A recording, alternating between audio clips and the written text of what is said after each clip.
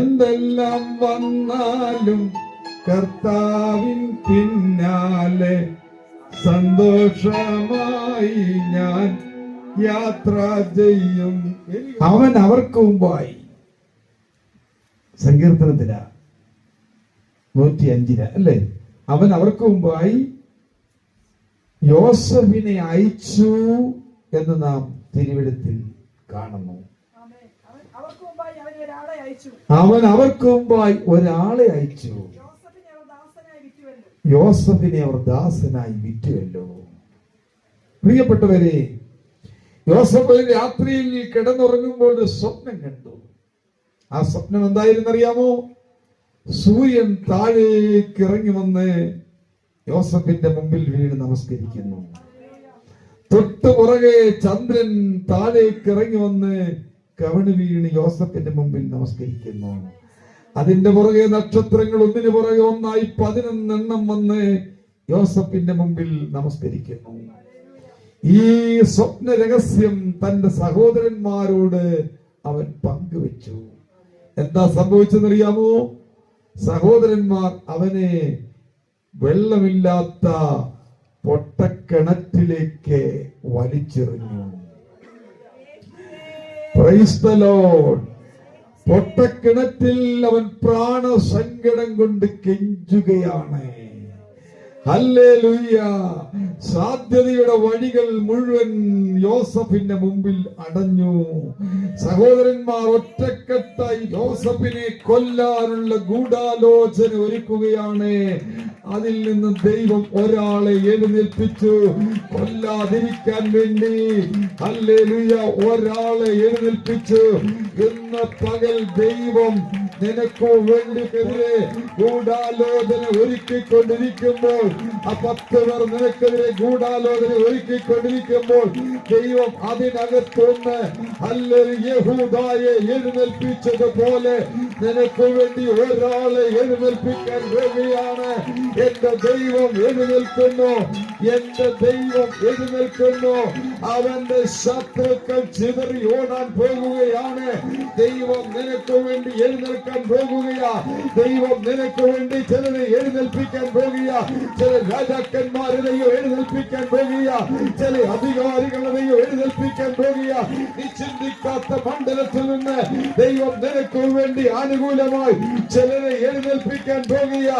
എത്ര പേർ വിശ്വസിച്ച് ദൈവത്തെ സ്തുതിച്ചുകൊണ്ടിരിക്കുക.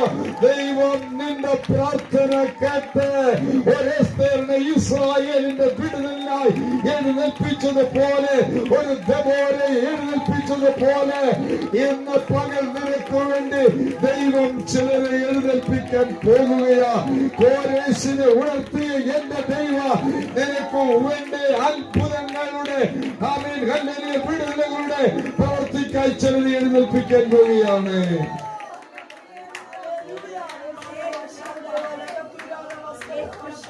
യോസഫ് പ്രാണസങ്കടം കൊണ്ട് കെഞ്ചുകയാണ്. എന്ത് ചെയ്യും എന്നറിയാതെ കുഴയുന്ന, ഞാൻ എങ്ങനെ രക്ഷപ്പെടും എന്നോർത്ത് ഭാരപ്പെടുന്ന, സാധ്യതയുടെ വഴി മുഴുവൻ അടഞ്ഞല്ലോ എന്റെ ദൈവമേ, എന്റെ സ്വപ്നം എവിടെ? അതിന്റെ അർത്ഥം എവിടെ? അടുത്ത ചുവട് ഞാൻ എങ്ങനെ മുൻപോട്ട് എടുത്തു വെക്കും? ഒന്നും എന്റെ മുമ്പിൽ എല്ലാം ബ്ലാങ്കായി കിടക്കുന്നു. സാധ്യതയൊന്നും എന്റെ മുമ്പിലില്ല എന്ന് പറയുന്ന ദൈവത്തിന്റെ പൈതലെ, നിന്റെ പ്രാണസങ്കടം ഹല്ലേലൂയ സ്വർഗീയ ജെറുസലേമിൽ ദൈവത്തിന്റെ ചെവികളിൽ എത്തിയിട്ടുണ്ട്. നിന്റെ പ്രാണവേദന എന്റെ ദൈവത്തിന്റെ ചെവിയിൽ എത്തിയിട്ടുണ്ട്. അവൻ നിനക്ക് വേണ്ടി ഒരു പോക്കുവഴി ഒരുക്കാൻ പോകുക. ഒരു പുതിയ വഴി വെട്ടി തുറക്കാൻ പോകുക. ഒരു നിന്നെ അക്കൊത്താമി കുഴിയിൽ നിന്ന്, ആഴമേറിയ പൊട്ടക്കിണറ്റിൽ നിന്ന് വലിച്ചു കരയാൻ കയറ്റാൻ ദൈവത്തിന്റെ ബലിഷ്ഠമായ കരങ്ങളിലാ ആ പൊട്ടക്കിണറ്റിലേക്ക് ഇറങ്ങി വരികയാ. ഹല്ലേലൂയ. സാധ്യതയൊന്നുമില്ലെന്ന് പറയുന്ന ദൈവത്തിന്റെ പൈതലെ, നീ കാറ്റു കാണുകയില്ല. മഴ കാണുകയില്ല. വിശ്വാസത്തിന്റെ കുഴികൾ വെട്ടുക, അതിനെ വെള്ളം കൊണ്ട് നിറയ്ക്കാൻ കഴിവുള്ളവൻ. ഹല്ലേലൂയ. ഉണങ്ങിയ അസ്ഥികളിൽ അസ്ഥിയോട് വന്നു ചേർന്ന് ഞരമ്പും മാംസവും ദുഃഖം പിടിച്ച് ജീവനുള്ള സൈന്യമായി എഴുന്നേൽപ്പിച്ച എന്റെ ദൈവം, ഹല്ലേലൂയ, ശവക്കുഴിയിൽ നിന്ന് ഒരു സൈന്യത്തെ എഴുന്നേൽപ്പിക്കാൻ കഴിവുള്ള എന്റെ ദൈവം. ഇത് മനുഷ്യർക്ക് സത്യം, ദൈവത്തിന് സത്യം. ഇസ്മായിലിലെ കച്ചവടക്കാരോട് ദൈവം പറഞ്ഞു, വേറെ വഴിയെങ്ങും പോകണ്ട. യോസഫ് കിടന്ന് കരയുന്ന, പ്രാണസങ്കടം കൊണ്ട് കെഞ്ചുന്ന ആ കുഴിയുടെ അരികിലേക്ക് പോകുക. ഹല്ലേലൂയ. അങ്ങനെ ദൈവത്തിന്റെ കൈകളിലൂടെ യോസഫ് അവിടുന്ന് ഇസ്മായിലിലെ കച്ചവടക്കാരുടെ കൈകളിൽ ചെന്നുപെട്ടു. മുമ്പേ ആ മോള് പറഞ്ഞതുപോലെ വിശുദ്ധനായ യോസഫ്, ഹല്ലേലൂയ, പോത്തിഫേറിന്റെ ഭവനത്തിൽ ചെന്നു. പാപം അവനെ കീഴടക്കുവാൻ, പാപം അവനെ വിഴുങ്ങിക്കളയുവാൻ അവനെ താമിൽ, ഹല്ലേലൂയ, ആകർഷിച്ച് വന്നപ്പോൾ, ഹല്ലേലൂയ, എന്റെ ദൈവം എന്നെ പൂർണ്ണമായി കാണുന്നു, എന്റെ ദൈവം എന്നെ അറിയുന്നു, എന്റെ ദൈവം വിശുദ്ധനായിരിക്കുന്നത് പോലെ ഞാൻ ആ വിശുദ്ധിയിൽ ജീവിതാന്ത്യം വരെ നടക്കും എന്ന് പറഞ്ഞുകൊണ്ട്, ഹല്ലേലൂയ, യോസഫ് പാപത്തിന് കീഴ്പ്പെട്ടാതെ പാപത്തോട് പ്രാണത്യാഗത്തോടും എതിർത്ത് നിൽക്കുവാൻ തയ്യാറായത് നിമിത്തം, ഹല്ലേലൂയ, ഭക്തൻ, ഹല്ലേലൂയ, ഹല്ലേലൂയ, കാരാഗ്രഹത്തിൽ അടയ്ക്കപ്പെട്ടു. തെറ്റിദ്ധാരണയുടെയും മുൻവിധിയുടെയും ഹല്ലേലൂയ, ഹല്ലേലൂയ, കാരാഗ്രഹത്തിൽ അകപ്പെട്ട യോസഫ് അവിടെ ചെന്നപ്പോൾ സ്വപ്നക്കാരനായിട്ടല്ല, സ്വപ്നവര വ്യാഖ്യാനം, ഹല്ലേലൂയ, വ്യാഖ്യാനം കൂടെ രണ്ട് കൃപകളൂടെ ദൈവം അവിടെ കൊടുത്തു.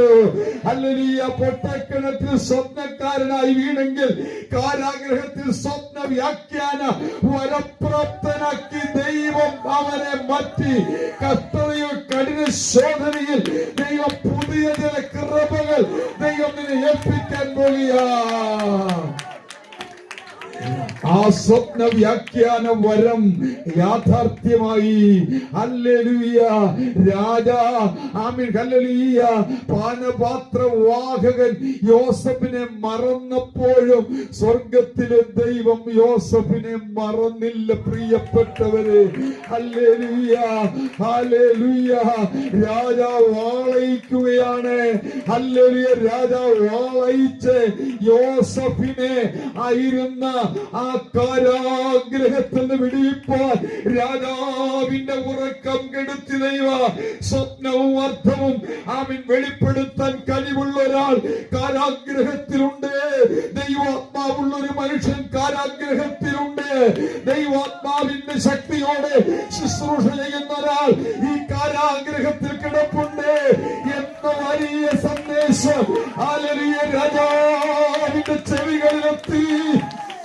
ഹല്ലേലൂയ. പ്രിയപ്പെട്ടവരെ, ഇതാ കാരാഗ്രഹത്തിൽ ദൈവം ആളിനെ അയച്ചു. ഹല്ലേലൂയ. ദൈവം യോസഫിനെ കൊട്ടാരത്തിലേക്ക് എത്തിക്കുകയാണ്. ഇന്നത്തെ നിന്റെ അവസ്ഥ മാറാൻ പോകുക. ഇന്നത്തെ നിന്റെ സ്ഥിതി മാറാൻ പോകുക. ഇന്നത്തെ നിന്റെ അന്തരീക്ഷങ്ങൾ മാറി മറിയാൻ പോകുക. യേശുവിന്റെ ശക്തിയുള്ള കരം, അവിടുത്തെ പ്രകാശം നീ ആയിരിക്കുന്ന കാരാഗ്രഹത്തിന്റെ ആ ഉൾമുറിയിലേക്ക് ഇറങ്ങി വന്നിട്ട് നിന്നെ അവിടുന്ന് പൊക്കിയെടുത്ത് ഹല്ലേലൂയ കൊട്ടാരത്തിന്റെ ഹല്ലേലൂയ ഫറവോന്റെ ഭവനത്തിന് പോലും കർത്താവായി ദൈവം അവനെ നിയമിക്കുകയാണ്. ഹല്ലേലൂയ. അവൻ അവർക്ക് മുമ്പായി യോസഫിനെ അയച്ചു.